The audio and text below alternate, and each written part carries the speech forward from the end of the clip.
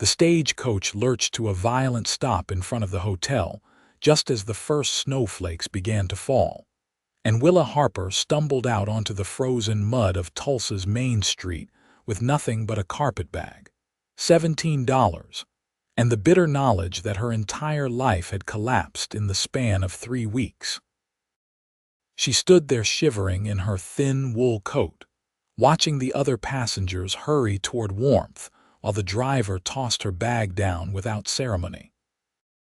The wind cut through the fabric like knives, and she wrapped her arms around herself, trying to stop the trembling that had nothing to do with cold and everything to do with the fact that she had nowhere to go. Her aunt's letter had been clear. There was no room for Willa in Boston anymore, not after the scandal, not after everyone knew that her father had gambled away every cent and then put a bullet in his head rather than face the consequences. The shame had spread like wildfire through their social circles, and her aunt had made it abundantly clear that association with Willa would ruin what little standing remained. So Willa had taken what money she could scrape together and bought a ticket west, to Oklahoma Territory, to a place where nobody knew her name or her father's failures. She had heard there was work in Tulsa, that respectable women could find positions as teachers or seamstresses, that the frontier was a place where a person could start fresh. But now, standing in the bitter December wind of 1891, watching the gray sky dump snow onto the muddy streets, she wondered if she had made a terrible mistake.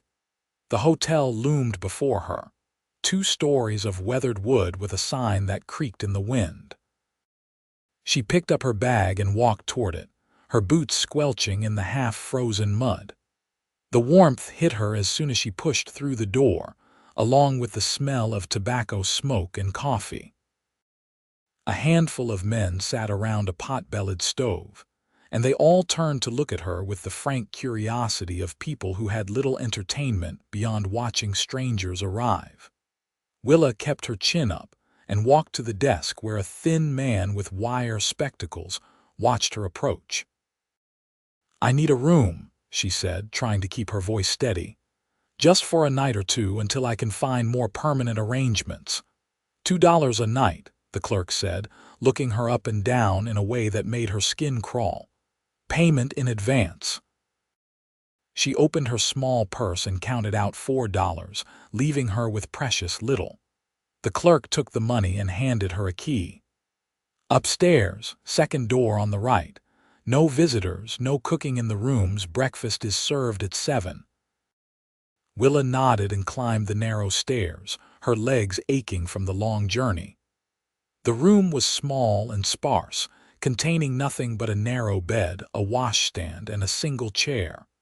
But it was warm and it was private, and for the moment that was enough. She set down her bag and sank onto the bed, finally allowing herself to feel the full weight of exhaustion and fear that she had been holding at bay for weeks. She had come west with such hope, such determination to rebuild her life.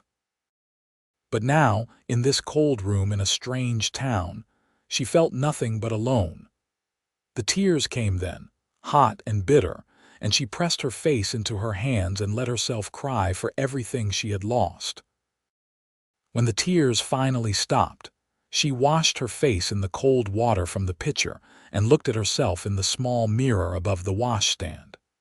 Her reflection showed a woman of 22 with dark auburn hair, gray eyes, and a face that was too thin from worry and irregular meals. She looked like what she was, someone who had fallen from grace and was scrambling to survive.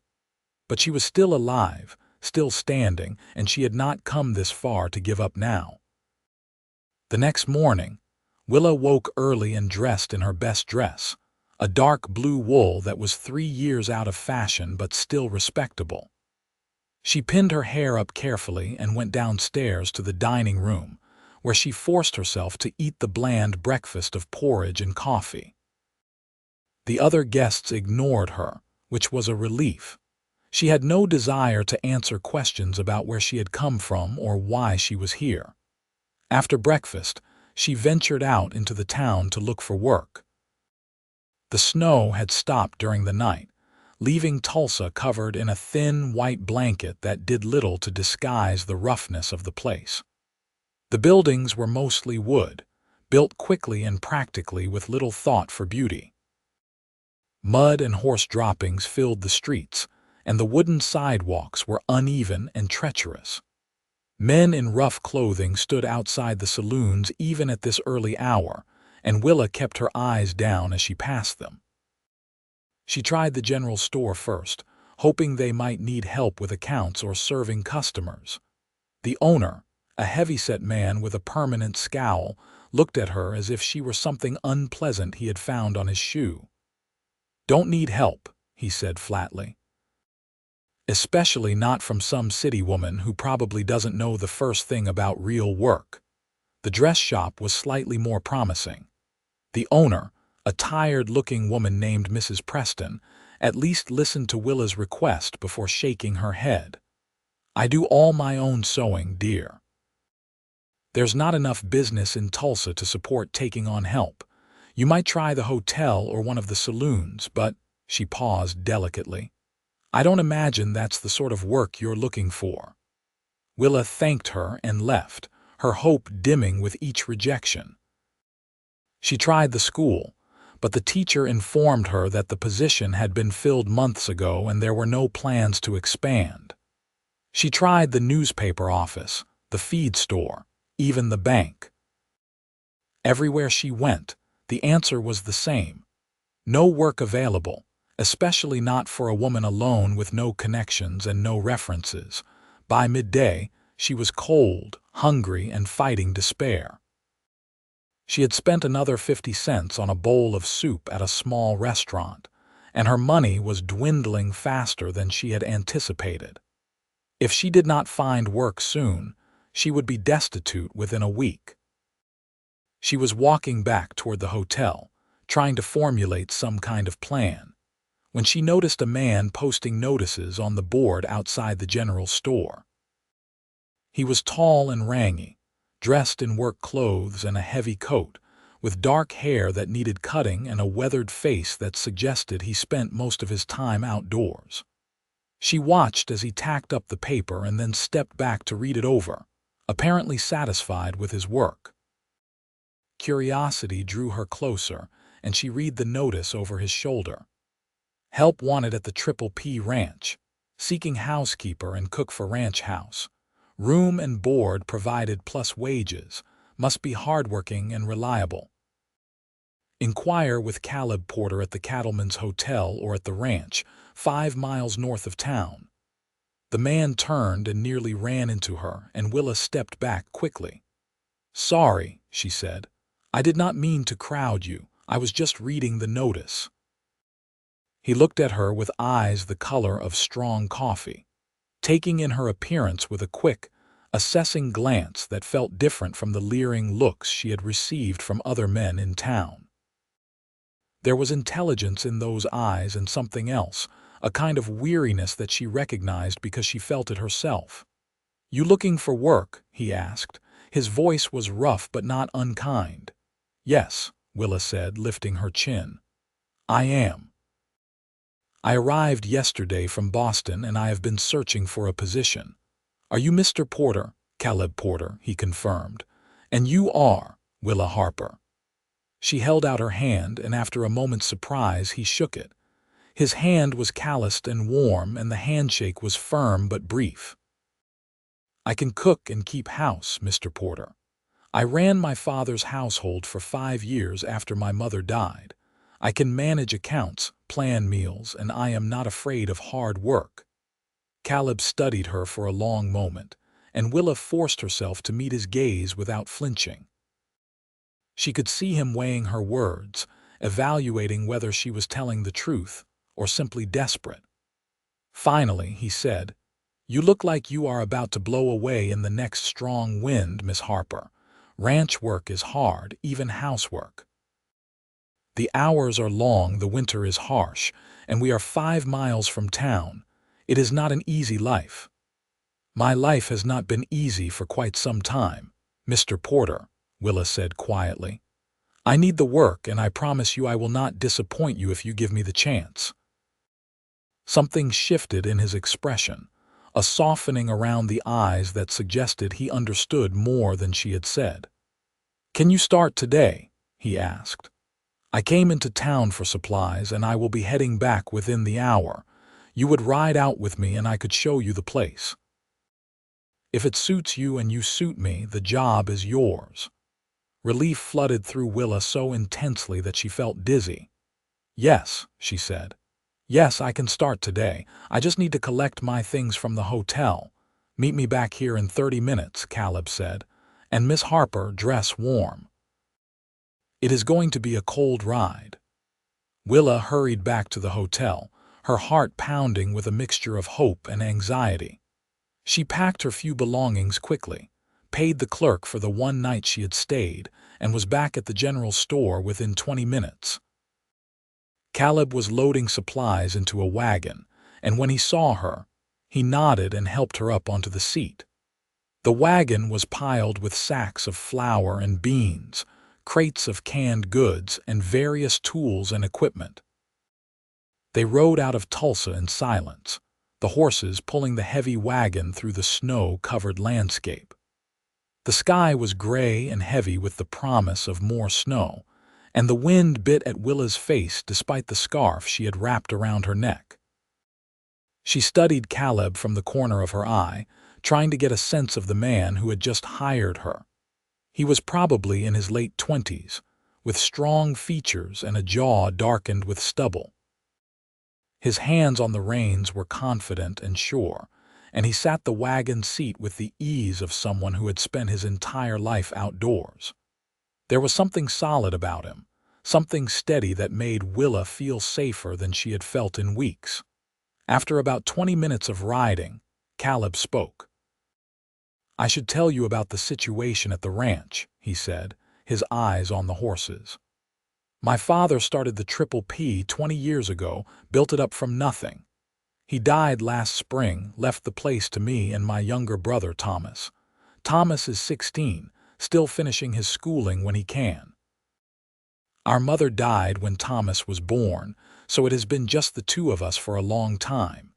He paused, and Willa waited, sensing there was more. "We had a housekeeper, Mrs. Donovan, who was with us for years, but she decided to move to California to live with her daughter a month ago. Since then, Thomas and I have been trying to manage on our own, and it has been a disaster. The house is a mess. We are living on bad coffee and worse stew, and I am about ready to burn the kitchen down out of frustration." Despite herself, Willa smiled. "I promise I can do better than bad coffee and worse stew." Caleb glanced at her, and she caught the hint of a smile on his lips. "That is a relief. Thomas will be grateful. He has been complaining about my cooking for weeks." They fell back into silence, but it was more comfortable now. The landscape rolled past, white fields broken by dark lines of trees and the occasional farmhouse or barn. Willa had never seen country like this, so open and vast, so different from the crowded streets of Boston. It was beautiful in its own stark way, and she felt something inside her begin to relax, as if the wide, open spaces were giving her permission to breathe. The ranch appeared gradually, first as a distant cluster of buildings, and then resolving into a large ranch house, a barn, several outbuildings and corrals filled with horses and cattle. Smoke rose from the chimney of the house, and Willa could see several men working near the barn, their figures small against the white landscape. Caleb guided the wagon up to the house and set the brake. "Welcome to the Triple P," he said, climbing down and coming around to help Willa descend. She took his offered hand and stepped down carefully, her legs stiff from the cold ride. The house was larger than she had expected, a 2-story structure with a wide porch that wrapped around the front. The wood was weathered but solid, and there were curtains in the windows that suggested some attempt at making the place a home. Caleb led her up the steps and pushed open the front door, and warmth and the smell of wood smoke washed over her. The interior was as he had described, a disaster. Dirty dishes were piled in the kitchen, clothes were draped over furniture, and there was a general air of neglect that made Willa's fingers itch to start cleaning. But beneath the mess, she could see the bones of a good house. The furniture was solid and well made. There was a large stone fireplace in the main room, and the kitchen was spacious with a good cast iron stove. A teenage boy emerged from one of the back rooms, tall and lanky with the same dark hair as Caleb but a softer, younger face. "You are back," he said, then stopped when he saw Willa. "Oh, Thomas, this is Miss Willa Harper," Caleb said. "She is going to be our new housekeeper and cook. Miss Harper, my brother Thomas. Please just call me Willa," she said, smiling at the boy. "It is nice to meet you, Thomas." Thomas looked between her and Caleb with obvious surprise and then a growing smile. "You actually found someone. Thank God. Caleb's cooking is terrible." "I am standing right here," Caleb said dryly, but there was affection in his voice. He turned to Willa. "Let me show you your room, and then I will help you bring your things in." He led her upstairs to a small but clean bedroom with a window that looked out over the corrals and fields.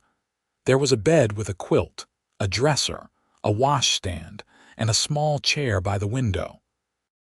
It was simple but comfortable, and it was hers. Willa set down her carpet bag and turned to find Caleb watching her from the doorway. "It is not much," he said. "It is perfect," Willa said honestly. "Thank you, Mr. Porter. You have no idea what this means to me." Something flickered in his eyes, that same understanding she had seen before. "I think I might," he said quietly. Then he cleared his throat and stepped back. "Come down when you are ready. I will show you around the kitchen and you can start whenever you want. No pressure for today, though. You have had a long journey." But Willa shook her head. "I would rather start now if that is all right. I work better when I am busy." She followed him back downstairs, and he showed her through the kitchen, pointing out where supplies were kept and apologizing for the state of things. Willa barely heard him. Her mind was already organizing, planning, figuring out what needed to be done first. As soon as Caleb and Thomas headed back out to unload the wagon, she rolled up her sleeves and got to work. By evening, the kitchen was clean, the dishes were washed and put away, and a pot of stew was bubbling on the stove, filling the house with the rich smell of beef and vegetables. Willa had found potatoes, carrots, and onions in the root cellar, along with canned tomatoes and herbs that Mrs. Donovan had apparently left behind. She had made biscuits as well, and they were cooling on the counter when Caleb and Thomas came in, stomping snow from their boots. Both men stopped and stared at the transformed kitchen. "It smells incredible in here," Thomas said, his eyes wide. "Is that actual food?" "It is stew and biscuits," Willa said, trying not to smile at his enthusiasm. "It should be ready in about 10 minutes. Go wash up." They obeyed without question, and Willa set the table, finding dishes and silverware in the now organized cupboards. When they sat down to eat, she served them generous portions and then sat down herself, suddenly nervous. What if her cooking was not as good as she thought? What if they hated it and regretted hiring her? But Caleb took one bite and closed his eyes, and when he opened them, there was something in his expression that made Willa's heart skip. "This is the best thing I have eaten in months," he said quietly. "Thank you." Thomas was too busy eating to speak, but he nodded vigorously in agreement, and Willa felt the last of her tension drain away. She had done it. She had found a place, at least for now. She had a roof over her head, food to eat, and work to do. It was not Boston, and it was not the life she had planned, but it was something. It was a beginning. Over the next few days, Willa settled into a routine at the Triple P Ranch. She woke early, before the sun rose, and started the fire in the kitchen stove. She made coffee and breakfast for Caleb and Thomas, usually bacon and eggs and biscuits or pancakes. After they headed out to work, she cleaned the house, did laundry, and started preparing the midday meal. The work was hard and constant, but Willa found that she did not mind. There was something satisfying about seeing the immediate results of her labor, about taking chaos and creating order. Caleb and Thomas were good employers. They treated her with respect, thanked her for meals, and did not make unreasonable demands. Thomas was friendly and talkative, often keeping her company in the kitchen while she worked, telling her stories about the ranch and the cattle and the horses. Caleb was quieter, more reserved, but Willa often caught him watching her with those thoughtful dark eyes, as if he were trying to figure her out. She found herself watching him too. She learned that he was 28 years old and had been running the ranch since his father's death. She learned that he was a good boss to the ranch hands, firm but fair, and that he worked harder than any of them. She learned that he had a dry sense of humor that emerged unexpectedly, making her laugh when she least expected it. And she learned that, despite his rough exterior, there was a gentleness in him, especially when he dealt with the horses or with his younger brother. The winter deepened, bringing more snow and bitter cold. Willa had never experienced cold like this, the kind that made your breath freeze in your lungs and turned your fingers numb even inside gloves. But the ranch house was warm and solid, and she felt safer there than she had felt anywhere since her father's death. One evening, about 2 weeks after she had arrived, Willa was in the kitchen cleaning up after supper when Caleb came in alone. Thomas had ridden into town with one of the ranch hands to pick up mail and supplies, and the house felt strangely quiet without his cheerful chatter. "Can I help with anything?" Caleb asked, leaning against the doorframe. Willa looked up in surprise. "You do not need to do that. You have been working all day." "So have you," Caleb pointed out. He moved into the kitchen and picked up a dish towel. "I will dry while you wash." They worked in companionable silence for a few minutes, and Willa found herself acutely aware of his presence beside her, of the warmth of his body and the occasional brush of his hand against hers when she handed him a dish. It was not unpleasant, this awareness. In fact, it was the opposite, and that realization made her nervous. "You have done a remarkable job with this place," Caleb said after a while. "The house has not been this clean or comfortable since Mrs. Donovan left. Actually, if I am being honest, it has not been this nice even when she was here. You have a gift for making a house feel like a home." Willa felt her cheeks warm at the praise. "Thank you. I am glad I can be useful." "You are more than useful," Caleb said quietly. He set down the plate he had been drying and turned to face her. "Willa, I know it is not my business, but I have to ask, what brought you all the way out here? A woman like you, educated and refined, ending up in Tulsa in the middle of winter. It does not add up."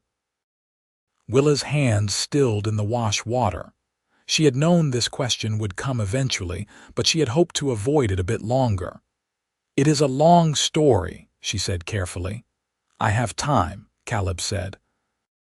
There was no pushiness in his voice, just genuine interest and something that might have been concern. Willa dried her hands on her apron and took a deep breath. "My father died 3 months ago," she said, the words coming out stiff and formal. "He left nothing but debts. I lost our house, everything we owned. My mother's family wanted nothing to do with me because of the scandal, so I took what little money I had left and came west, hoping to start over somewhere nobody knew my name or my history." She waited for judgment, for pity, for the questions about what kind of scandal could drive a woman to run away. But Caleb just nodded slowly, his eyes never leaving her face. "That took courage," he said. "Leaving everything you knew and coming to a place like this with no guarantees. Most people would have given up." "I thought about it," Willa admitted. That first night in the hotel, I thought about just getting back on the stagecoach and going somewhere else, anywhere else. But then I saw your notice, and I thought maybe this was where I was supposed to be." Caleb was quiet for a long moment, and when he spoke, his voice was rough with emotion.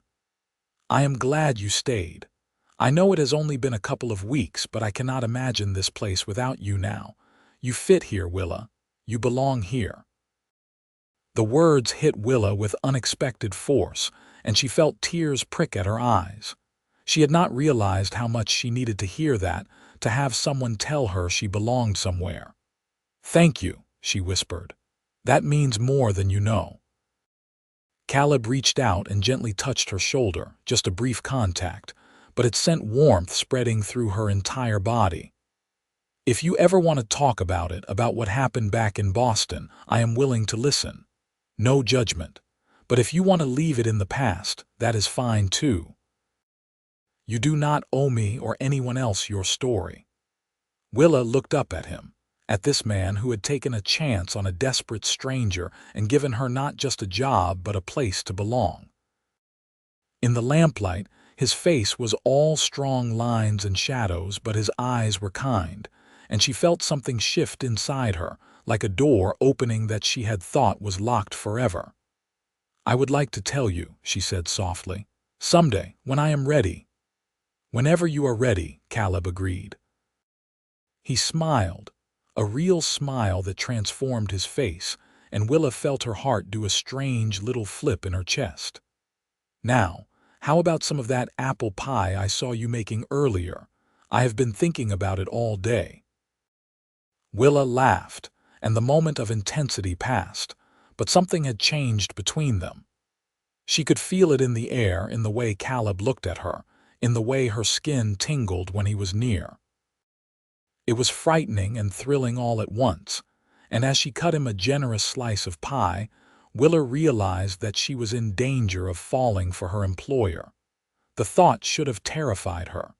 She had come to the ranch looking for safety and stability, not romance.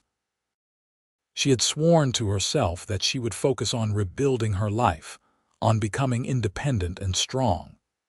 But her heart did not seem to care about her plans, and every day she spent at the Triple P, every conversation with Caleb, every small kindness he showed her, made her fall a little bit more. Christmas came and went quietly. Willa made a special dinner with a roasted chicken and all the trimmings, and she baked cookies and a cake. Thomas was delighted, and even the usually reserved ranch hands came to the house to express their appreciation. Caleb gave her a beautiful shawl he had purchased in town, soft blue wool that matched her eyes, and Willa was so touched that she could barely speak. The days grew shorter and colder, and January arrived with a brutal cold snap that kept everyone close to the fires. Willa spent her days cooking and baking, keeping the house warm and comfortable while the men worked outside in conditions that made her shiver just thinking about them. Caleb came in every evening with ice in his hair and beard, his face red from the wind, and Willa always had hot coffee and food waiting for him. One particularly cold night, Caleb stayed in the kitchen after Thomas had gone to bed, sitting at the table with his hands wrapped around a mug of coffee. Willa was kneading dough for the next day's bread, and the rhythmic work was soothing, almost meditative. "You ever miss Boston?" Caleb asked suddenly. Willa looked up, surprised by the question. She thought about it, really thought about it. "I miss what Boston was before everything fell apart," she said slowly. "I miss my mother, even though she has been gone for years. I miss the girl I was before I learned how quickly everything you think is solid can crumble. But the Boston I left behind, the one where everyone whispered about my father and looked at me with pity or contempt, no, I do not miss that at all." "What happened?" Caleb asked gently. "You do not have to tell me if you do not want to, but I can see that it still hurts you." Willa set down the dough and wiped her hands on her apron. She moved to the table and sat down across from Caleb, and for a moment she just looked at him, at this man who had given her a chance when nobody else would. "My father was a gambler," she said finally. "I did not know how bad it was until the end. He hid it well, kept up appearances even as he was losing everything. By the time I found out, we were so deep in debt that there was no way out. He could not face the shame of it, so he killed himself and left me to deal with the consequences." She said the words flatly, without emotion, because if she let herself feel it, she would break down. Caleb reached across the table and took her hand, his grip warm and strong. "I am sorry," he said quietly. "You did not deserve that." "I was so angry at him," Willa admitted, the words tumbling out now that she had started. "I am still angry. How could he do that? How could he leave me alone to face everything by myself? And then I feel guilty for being angry because he was my father and he was clearly suffering and I should have seen it, should have helped him somehow." "You could not have saved him," Caleb said firmly. "Whatever demons your father was fighting, they were his responsibility, not yours. You survived, Willa. You picked yourself up and you started over, and that took incredible strength." Willa felt tears sliding down her cheeks, and she did not bother to wipe them away. "I did not feel strong. I felt terrified and lost and so alone. But you did it anyway," Caleb said. He stood up and came around the table, gently pulling her to her feet and into his arms. Willa stiffened for just a moment, and then she let herself lean into him, let herself take comfort from his solid presence. He held her carefully as if she were something precious and fragile, and Willa closed her eyes and let herself cry for the first time since the funeral. When the tears finally stopped, Willa pulled back, embarrassed by her breakdown. "I am sorry," she said, wiping at her face. "I did not mean to fall apart like that." "You have nothing to apologize for," Caleb said. He reached up and gently brushed a remaining tear from her cheek with his thumb, and the tenderness of the gesture made Willa's breath catch. "Willa, I need to tell you something." "What is it?" she asked, her heart suddenly pounding. Caleb took a deep breath, and when he spoke, his voice was rough with emotion. "I know you have only been here for a couple of months. I know you came here looking for safety and a job, not anything else. But I have to be honest with you.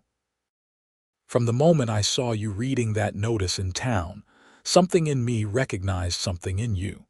You looked lost and scared but determined, and I saw myself in that.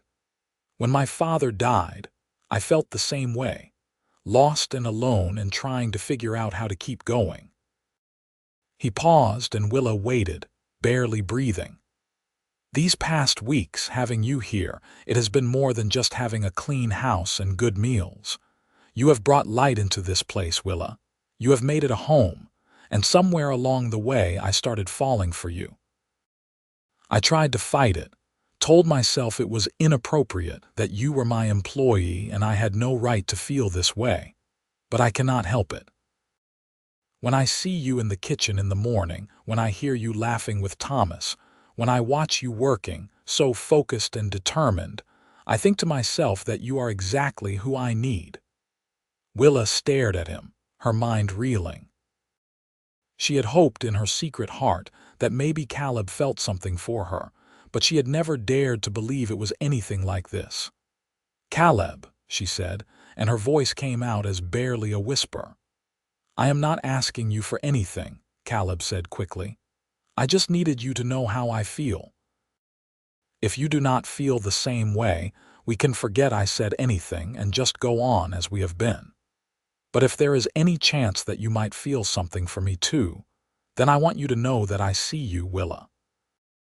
Not as a housekeeper or an employee, but as a woman I admire and respect and care about more than I probably should." "You think you should not care about me?" Willa asked, and she heard the hint of wonder in her own voice. "I think I am your employer, and that makes this complicated," Caleb said. "But I also think life is too short and too uncertain to ignore something real when you find it."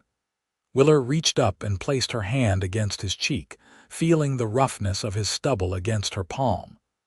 "I feel it too," she said softly. "I have been trying not to, trying to tell myself it was just gratitude or loneliness. But it is more than that. When you come in from working and you smile at me, my whole day gets brighter. When you talk to me like I matter, like my thoughts and feelings are important, I feel valued in a way I never did back in Boston. You see me, Caleb. The real me, not the refined Boston lady or the scandal-tainted daughter. Just me. And that is the most precious gift anyone has ever given me." Caleb's eyes darkened with emotion, and he leaned down slowly, giving her plenty of time to pull away if she wanted to. But Willa did not want to pull away. She met him halfway, and when their lips touched, it was like coming home. The kiss was gentle at first, tentative. But then Caleb's arms tightened around her and Willa pressed closer. And the kiss deepened into something that spoke of longing and need and the promise of something beautiful. When they finally pulled apart, both breathing hard, Caleb rested his forehead against hers. "I have wanted to do that for weeks," he admitted. "So have I," Willa said, and she felt herself smiling, really smiling for the first time in longer than she could remember. "What do we do now?" "Now we take it slow," Caleb said. "We figure this out together. No rushing, no pressure, we just see where this goes." "I would like that," Willa said. She kissed him again, quick and sweet, and then stepped back reluctantly. "But right now, I need to finish this bread or we will have nothing for sandwiches tomorrow." Caleb laughed, a warm, genuine sound that made Willa's heart sing. "I will let you work. But Willa, thank you for trusting me with your story, for giving me a chance." "Thank you for seeing me," Willa said quietly, "for making me believe I could belong somewhere again." After Caleb left, Willa returned to her bread with a lightness in her heart that had been absent for so long she had almost forgotten what it felt like. She kneaded the dough and shaped it into loaves, and the whole time she was smiling, thinking about Caleb's kiss, about his words, about the possibility of something wonderful growing between them. The next few weeks were both wonderful and strange. Outwardly, nothing much changed. Willa still cooked and cleaned. Caleb and Thomas still worked the ranch. But there was a new warmth between Willa and Caleb, stolen moments in the kitchen when Thomas was not around, hands brushing as they passed each other, long looks that spoke volumes. They kept it quiet, not wanting to make Thomas uncomfortable or start gossip among the ranch hands, but Willa could feel herself falling deeper every day. Caleb courted her in small, sweet ways. He brought her wildflowers he found while checking the cattle, even though it was winter and flowers were scarce. He sat with her in the evenings after Thomas had gone to bed, and they talked about everything and nothing. He told her about his dreams for the ranch, about wanting to expand and improve the bloodlines of their cattle. She told him about the books she had loved as a girl, about her dreams of seeing the ocean, about all the things she had once wanted before her world collapsed. One evening in late February, when the worst of the winter seemed to be breaking and the air had a hint of coming spring, Caleb asked Willa to take a walk with him after supper. They bundled up in coats and scarves and walked out into the clear, cold night. The stars were brilliant overhead, more stars than Willa had ever seen in her life, and the snow crunched under their boots. Caleb took her hand, threading their fingers together, and they walked in comfortable silence until they reached a small rise that overlooked the ranch. From here, Willa could see the house with its lit windows, the dark shapes of the barn and outbuildings, the corrals with the horses standing quiet in the night. It looked peaceful and solid, a place of safety and belonging. "When my father died, I thought I would have to sell this place," Caleb said quietly. "The debt was crushing, and I did not know if I was strong enough to keep it going on my own. But I could not do it. This ranch is everything he worked for, everything he built." It felt like giving up on him to let it go. He turned to look at Willa, and in the starlight his face was serious and beautiful. "I worked myself nearly to death that first year, trying to hold everything together. Thomas helped as much as he could, but he was just a kid, still grieving. The ranch hands were loyal, but they needed direction and leadership, and some days I did not know if I had it in me. I was so tired, Willa, so lonely. I started to wonder if maybe I should just sell after all, take whatever money I could get and start over somewhere else." "What changed?" Willa asked softly. "You," Caleb said simply. "The day I came into town to post that notice, I was at the end of my rope. I was thinking maybe this was my last try, and if I could not find someone to help run the household, I would take it as a sign that it was time to give up. And then I turned around and there you were, looking at my notice with this expression on your face like it was a lifeline. And when you introduced yourself and asked for the job, I saw in your eyes the same determination I felt, the same refusal to give up even when everything seemed impossible." He took both her hands in his, and Willa could feel the trembling in his fingers that told her how nervous he was. "These past months with you here, I have remembered what it feels like to have hope, to look forward to each day instead of just enduring it. You have given me back my home, Willa, but more than that, you have given me back myself. You are exactly who I need, and I think maybe I am who you need too." Willa felt tears sliding down her cheeks, but they were happy tears this time. "You are," she whispered. "I came here thinking I just needed safety and work, but what I really needed was someone to see me for who I really am and care about me anyway. You have given me that, Caleb. You have given me everything." Caleb reached into his coat pocket and pulled out a small box, and Willa's breath caught in her throat. "I know it has only been a few months," he said. "I know we are supposed to wait longer to be proper about it. But I have spent my whole life playing by the rules and being patient, and I have learned that life is too short to waste time when you have found something precious. Willa Harper, will you marry me?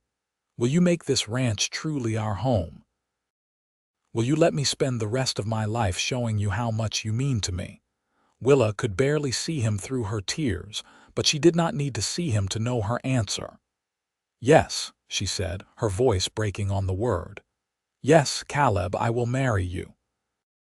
He slipped the ring onto her finger, a simple gold band with a small diamond that caught the starlight, and then he was kissing her, and Willa was kissing him back. And for that moment, the cold and the snow and all the pain of the past disappeared, leaving only joy. When they finally pulled apart, both laughing and crying at the same time, Caleb scooped her up and spun her around, and Willa shrieked with surprised delight. "We are getting married," he said, as if he could not quite believe it. "We are getting married," Willa agreed, and the words filled her with a happiness so intense it was almost painful. They walked back to the house hand in hand, and when they came through the door, Thomas looked up from the book he was reading by the fire. His eyes immediately went to their joined hands, then to Willa's face, which was surely glowing with happiness. "Did something happen?" he asked carefully. "Willa agreed to marry me," Caleb announced, and he sounded so proud and happy that Willa wanted to kiss him all over again. Thomas let out a whoop of joy and jumped up to hug them both. "Finally," he exclaimed. "I thought you two would never figure it out. I have been watching you make eyes at each other for weeks." "You knew?" Willa asked, embarrassed. "Everyone knew," Thomas said, grinning. "The ranch hands have had a bet going about when Caleb would finally work up the nerve to propose. I am going to win so much money." "You bet on us?" Caleb asked, but he was smiling, unable to be truly annoyed. "Of course I did," Thomas said. "I bet that Caleb would propose before the end of February, and I was right. This is the best day ever. Does this mean Willa is going to be my sister? If you will have me," Willa said, and Thomas hugged her again, fierce and tight. "You are already my sister," he said into her shoulder. "This just makes it official." They stayed up late that night, making plans and talking about the future.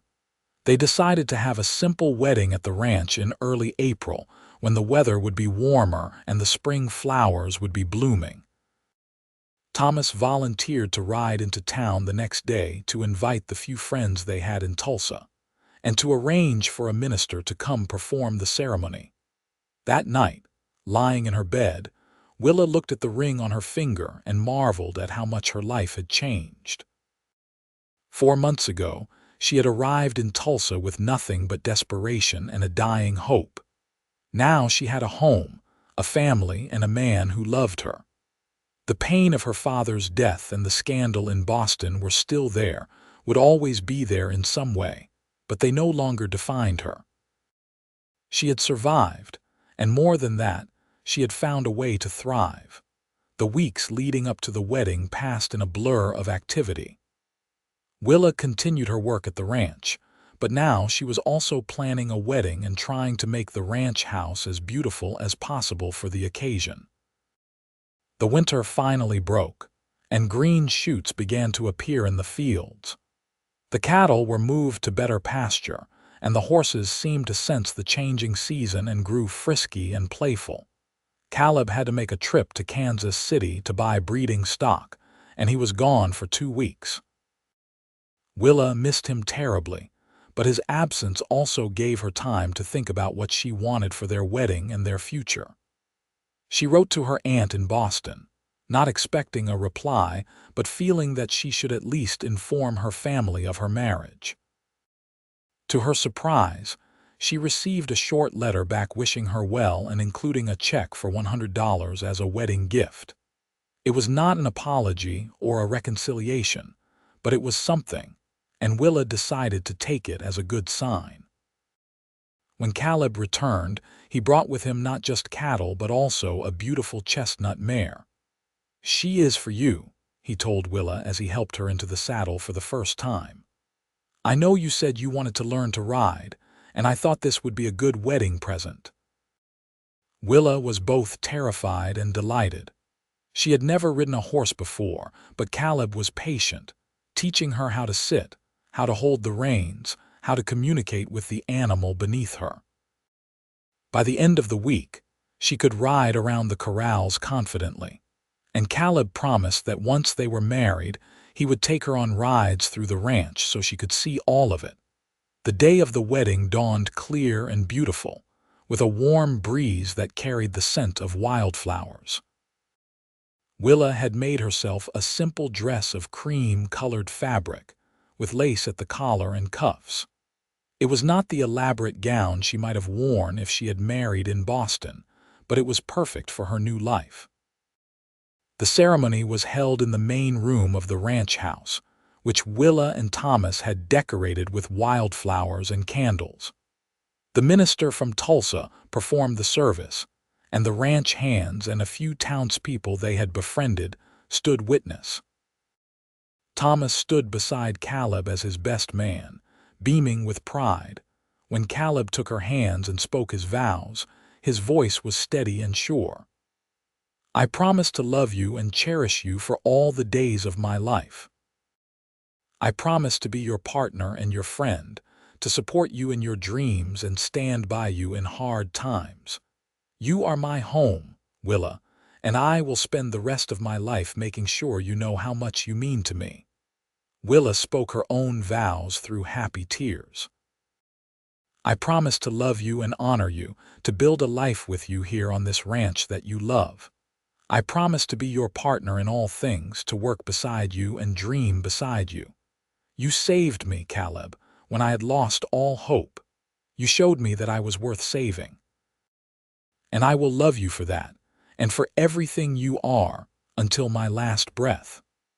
When the minister pronounced them husband and wife, Caleb kissed her with a tenderness that made Willa's heart overflow.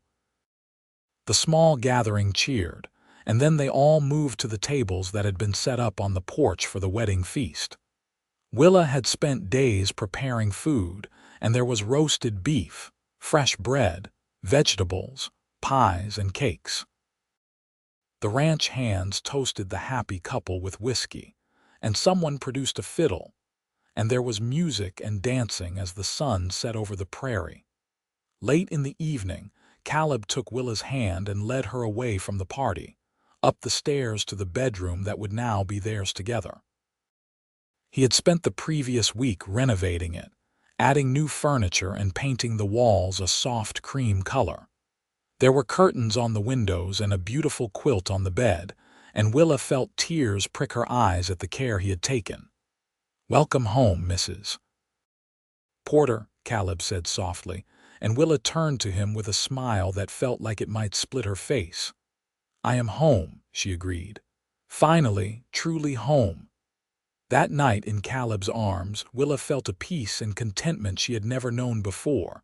The past was behind her with all its pain and loss.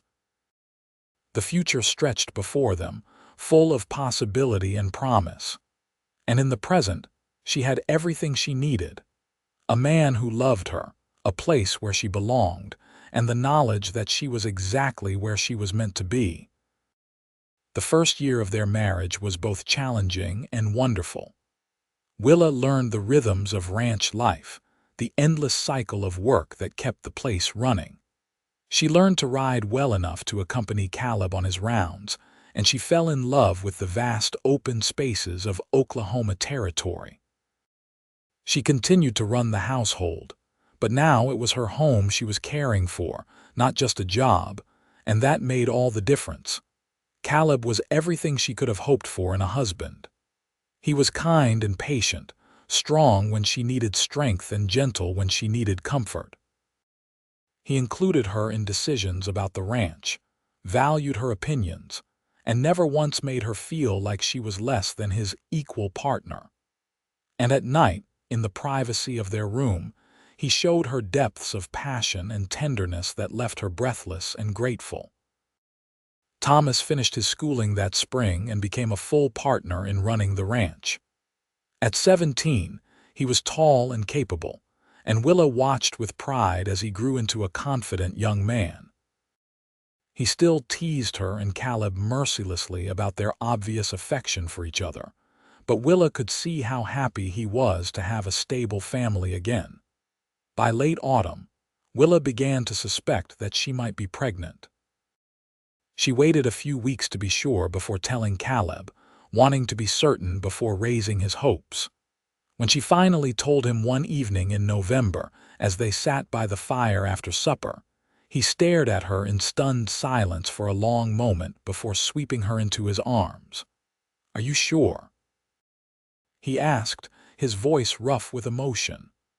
"As sure as I can be," Willa said. "The doctor in town confirmed it yesterday when I went in with Thomas to get supplies. We are going to have a baby," Caleb said wonderingly. He placed his hand on her still flat stomach, and Willa covered his hand with hers. "A baby, Willa, our baby." "Are you happy?" she asked, though she could see the answer in his eyes. "Happy does not even begin to cover it," Caleb said. He kissed her, deep and sweet, and when he pulled back, there were tears in his eyes. Thank you for giving me this, for giving us this." "It is our gift to each other," Willa said softly. "Our future." The winter passed slowly as they waited for the baby to arrive. Willa continued to work as long as she could, but eventually, Caleb insisted that she rest more and let Thomas and the ranch hands help with the heavier household tasks.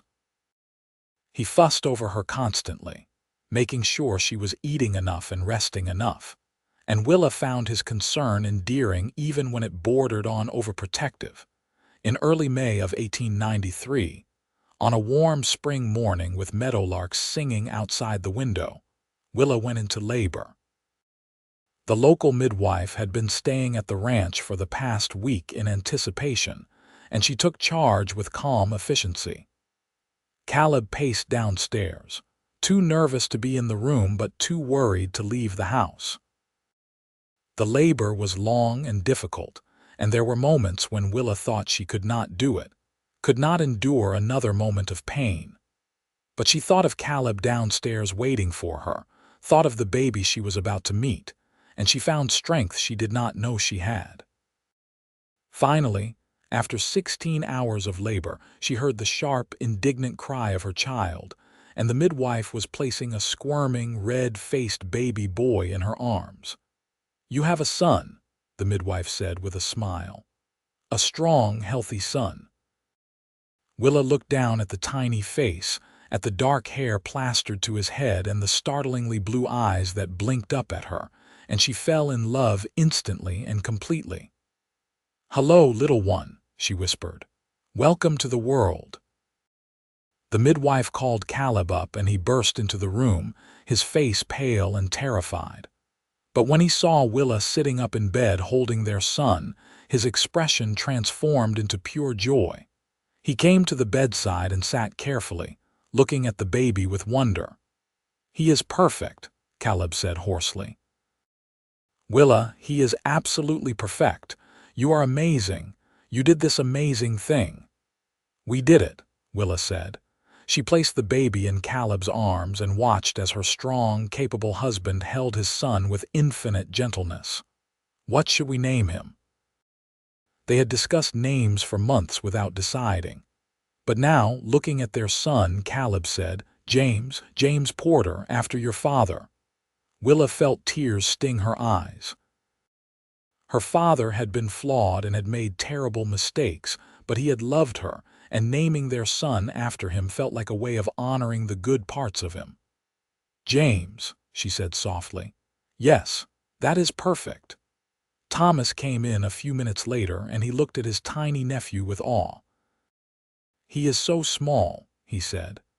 "Can I hold him?"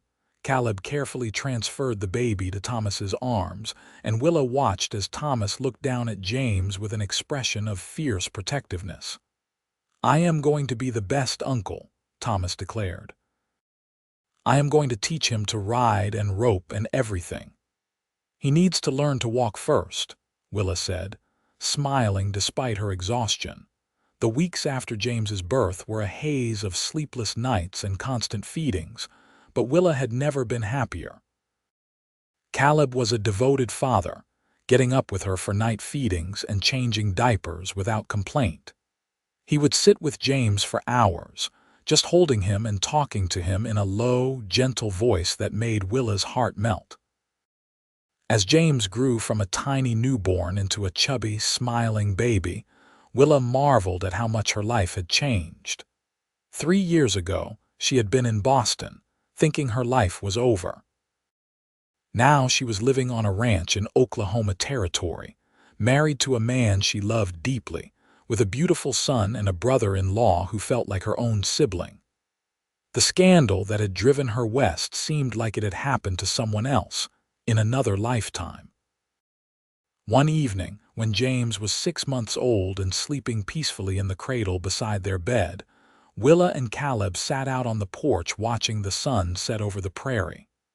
The air was warm with late summer, and the cattle were dark shapes in the distant fields. "You ever think about Boston?" Caleb asked, his arm around her shoulders. "Sometimes," Willa admitted, "but not with regret. Everything that happened there, all the pain and loss, it led me here, to you, to this life. I would not change any of it, even the hard parts, because I would not want to risk losing what I have now." Caleb pulled her closer and kissed the top of her head. "I think about the day I met you all the time. I think about how close I came to not posting that notice, to just giving up and selling the ranch. If I had made a different choice that day, I would have missed out on everything. On you." "You were exactly who I needed," Willa said softly, echoing the words he had spoken to her that night under the stars. "You saved me, Caleb. You gave me back my life." "You saved me too," Caleb said. "I was drowning before you came, just going through the motions of living. You gave me a reason to care again, to hope again. You are the best thing that ever happened to me, Willa Porter." They sat in comfortable silence as the sun disappeared below the horizon and the stars began to emerge. James made a soft sound in his sleep, and Willa smiled. Her son, her husband, her home. All of it had come from that desperate winter day when she had stepped off the stagecoach with nothing but fear and determination. The years passed with the steady rhythm of ranch life. James grew into a sturdy toddler with his father's dark hair and his mother's gray eyes, full of curiosity and mischief. 2 years after James was born, Willa gave birth to a daughter they named Clara, who had auburn hair and a sunny disposition. Thomas married a schoolteacher from Tulsa and brought her to live at the ranch, building a small house on the property for his new family. The Triple P prospered under Caleb's management and Willa's careful attention to the household accounts. They expanded their land holdings, improved their cattle bloodlines, and became one of the most respected ranches in the territory. Willa started a small garden that grew into an orchard, and she sold her preserves and baked goods in town, earning money that she saved toward James and Clara's future education. But more than the material success, what mattered to Willa was the love that filled their home. Caleb remained as devoted and affectionate as he had been on their wedding day, still bringing her wildflowers and sitting with her in the evenings to talk about their day. The children grew up surrounded by love and stability, never knowing the kind of fear and uncertainty that had marked Willa's early life. One winter evening, when James was 7 and Clara was 5, Willa stood in the kitchen preparing supper while her children played nearby. Through the window, she could see Caleb and Thomas working in the barn, their figures dark against the snow. The house was warm and filled with the smell of baking bread and simmering stew. Clara was singing to herself as she played with her doll, and James was building an elaborate structure with blocks. Willa paused in her work and just looked at the scene, letting herself really feel the fullness of her happiness. This life, this family, this home, it was everything she had never dared to dream of during those dark days in Boston. She had come west looking for survival, and she had found so much more. She had found love, purpose, belonging. She had found herself. The door opened and Caleb came in, stomping snow from his boots. His face was red from the cold, and there was ice in his beard, but when he saw her, his whole face lit up with that smile that still made her heart skip after all these years. "Something smells incredible," he said, coming to kiss her. "Papa," Clara shrieked, abandoning her doll to run to him. He scooped her up and she giggled as he rubbed his cold face against her cheek.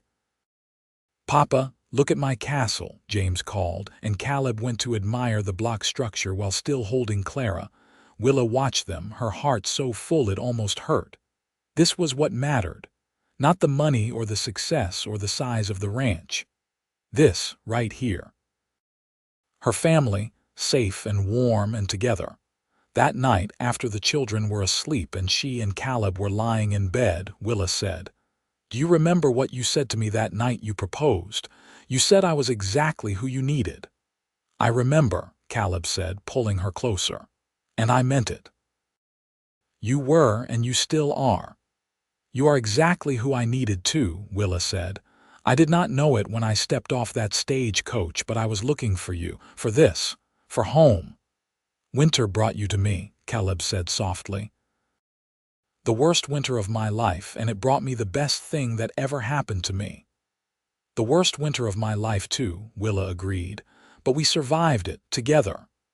"Together," Caleb echoed, and he kissed her, sweet and deep, a promise renewed.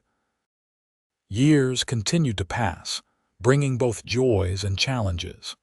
There were harsh winters and dry summers, cattle prices that fluctuated wildly, injuries and illnesses. But through it all, Willa and Caleb faced everything side by side, their love deepening with each passing year. James grew into a serious, thoughtful boy who loved books as much as he loved horses. Clara was all energy and laughter, fearless and warm-hearted. When Oklahoma Territory became a state in 1907, the Porters celebrated with the rest of the community. The Triple P Ranch had been there from the beginning, had helped build the area into what it was, and Willa felt a fierce pride in that. She and Caleb had built something lasting, something that would endure long after they were gone. Thomas and his wife had 3 children of their own, and the ranch became a lively place filled with the sounds of children playing. Sunday dinners brought the whole family together around the big table in the ranch house, and Willa presided over these gatherings with joy.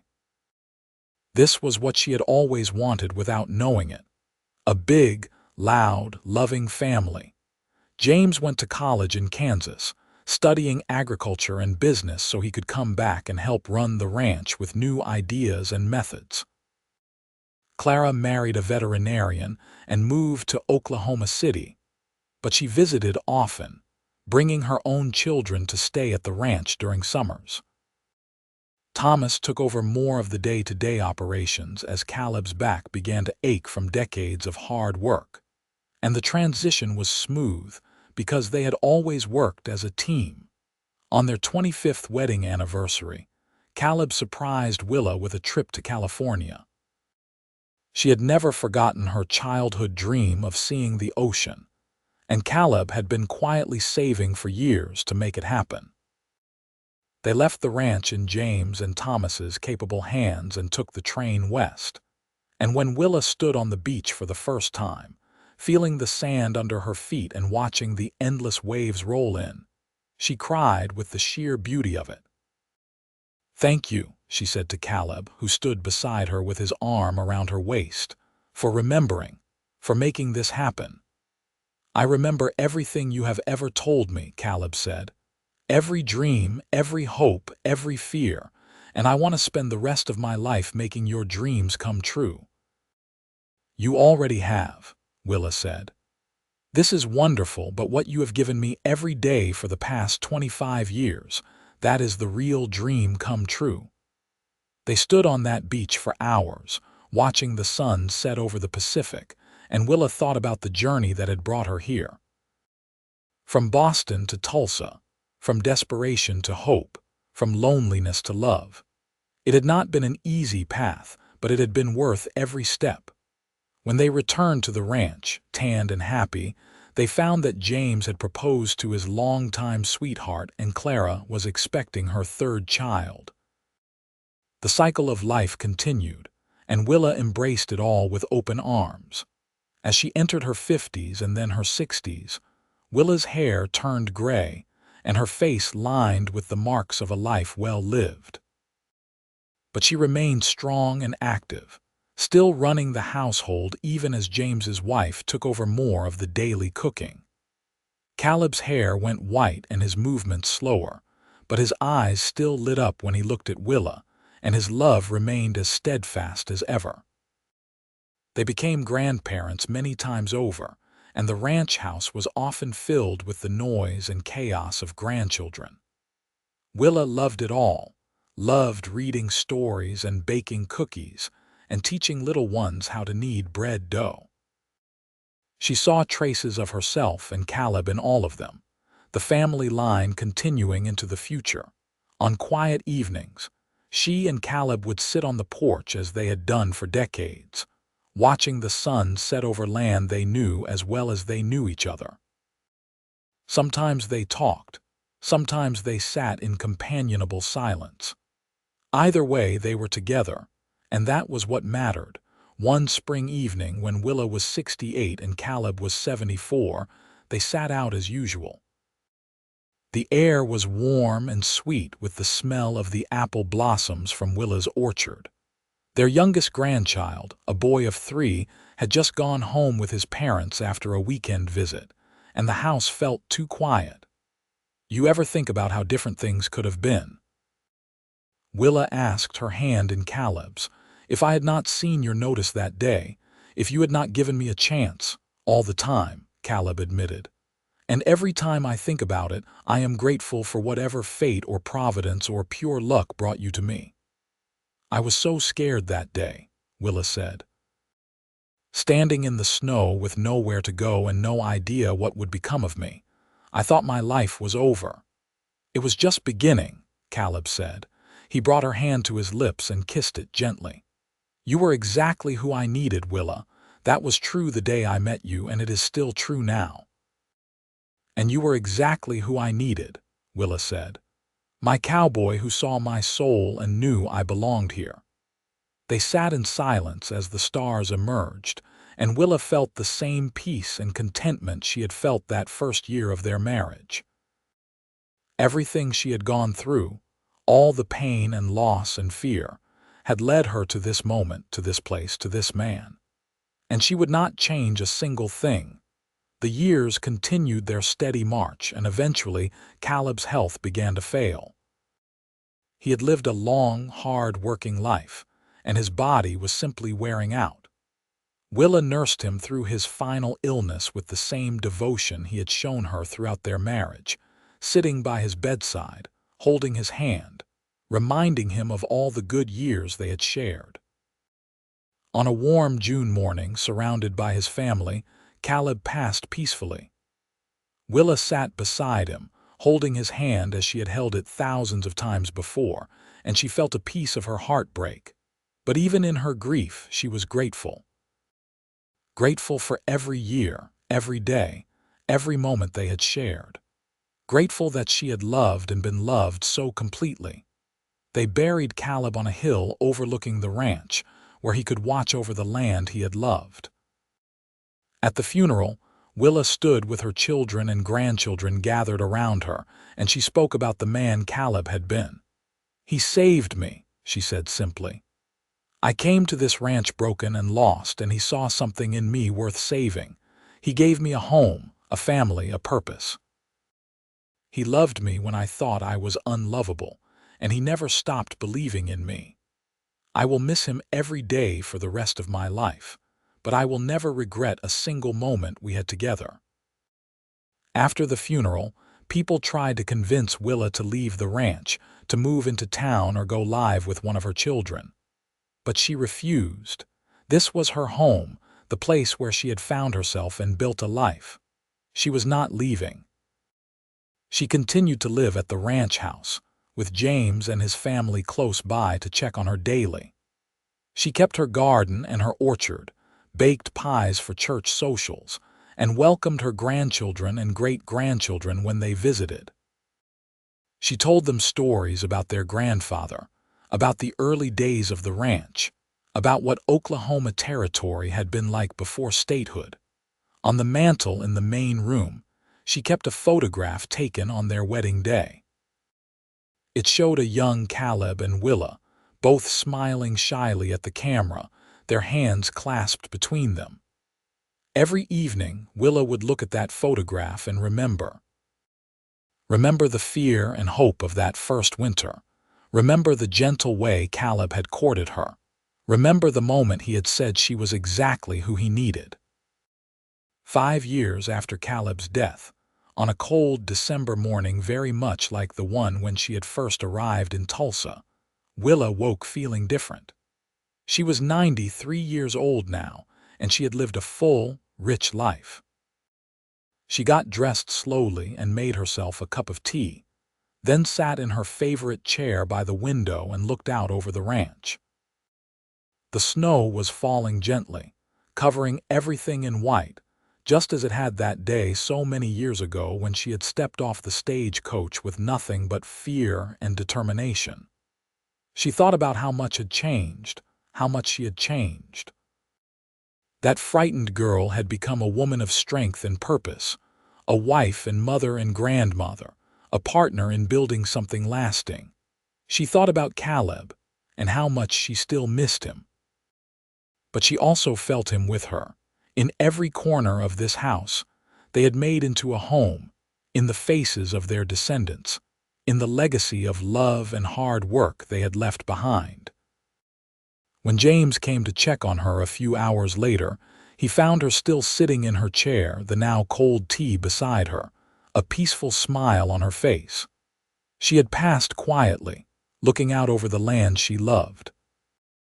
They buried her beside Caleb on that hill, and the whole community came to pay their respects.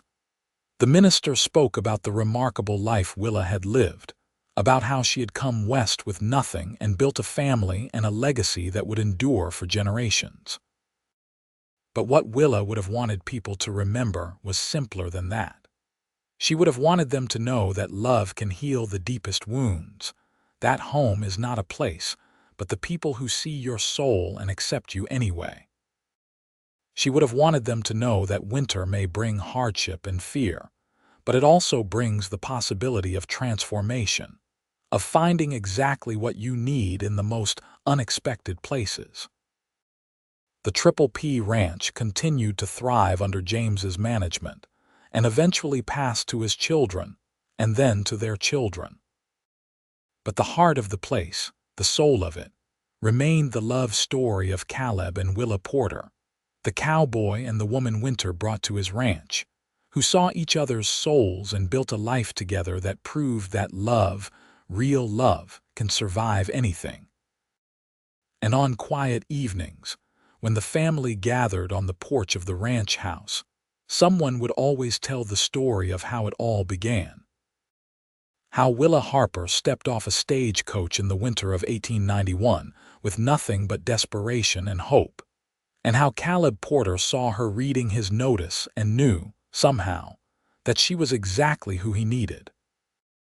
How Winter brought her to the ranch, how one cowboy saw her soul, and how those two simple facts changed everything, not just for them but for all the generations that came after.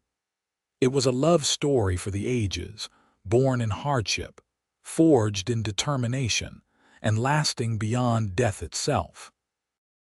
And every person who heard it was reminded that sometimes, in our darkest moments, we are actually standing at the threshold of our greatest blessings, if only we have the courage to step through the door.